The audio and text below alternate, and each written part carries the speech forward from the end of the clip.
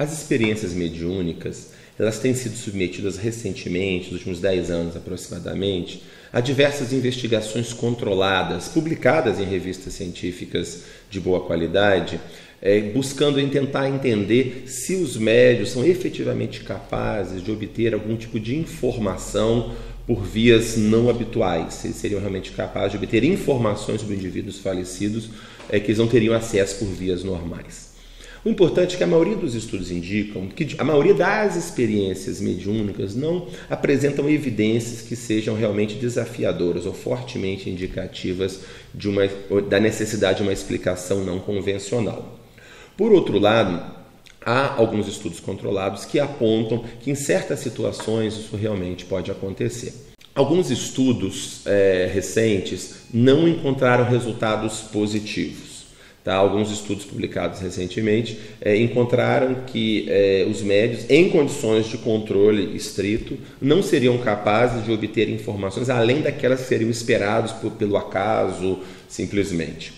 Há algumas críticas sobre esses estudos de que eles seriam estudos que teriam uma metodologia artificial demais, que atrapalharia o modo natural de funcionamento destes médiuns. Há 2 estudos mais recentes também que encontraram resultados positivos.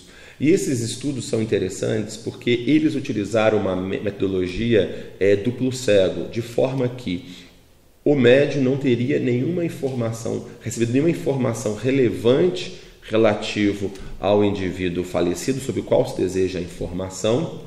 E, por outro lado, o indivíduo que está indo ao médium obter essa informação, ele é o que se chama um assistente por procuração. Aquele indivíduo também não tem informações sobre a pessoa falecida, por exemplo, de modo que ele não poderia passar essa informação, mesmo que de modo indireto, para o médium. E, por fim, o que se faz é que as informações que são obtidas através desses contatos, dessas sessões, são passadas para os parentes da pessoa falecida.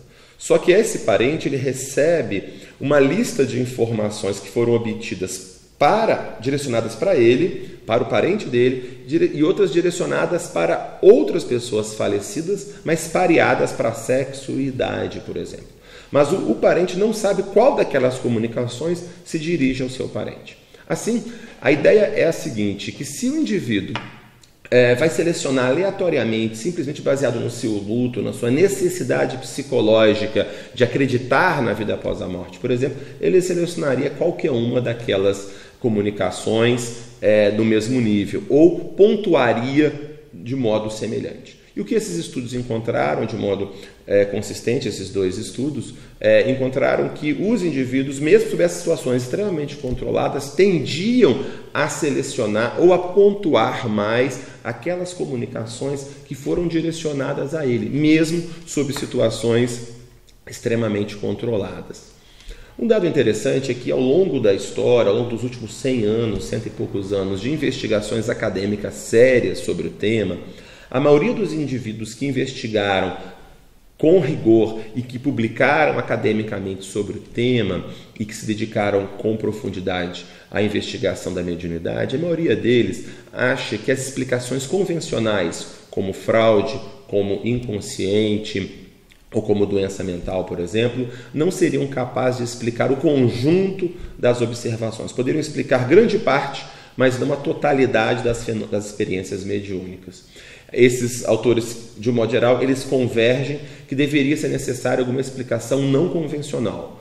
Basicamente, eles se dividem em aqueles que acham que as experiências extrasensoriais, como telepatia e clarividência, seriam capazes de explicar, o médium telepaticamente obteria informações do falecido a partir do parente, por exemplo, e aqueles que acham que essa explicação sozinha não seria capaz, que seria também necessário que ele tivesse de alguma forma em contato com a mente dessa personalidade falecida. Sem dúvida alguma, esse é um tema extremamente controverso, que tem sido sujeito a muitos debates e necessita urgentemente de mais e rigorosas investigações.